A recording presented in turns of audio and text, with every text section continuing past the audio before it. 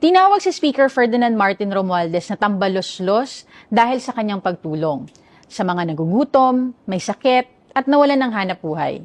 Kung ang pagtulong sa kapwa ay itinuturing ng iba na kalokohan, mas gugustuhin na po namin matawag na tambalos-los kaysa naman matawag na kawatan dahil sa pagnakaw sa kaban ng bayan. Ang ayudang ipinagkakaloob sa mahihirap na Pilipino ay may malinaw na proseso, may resibo, at may diretsyong patutunguhan. Hindi ito itinatago, hindi nililihim, at lalong hindi nililipat sa personal na bank account. Ang ayuda nakakarating sa tao, hindi sa bulsa ng iilan. Ang tanong na marami, bakit nagagawa ito ngayon pero hindi nagawa noon?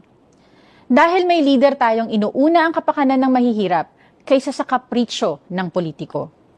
Dahil may speaker tayong tapat, maingat sa pondo at malinaw ang direksyon.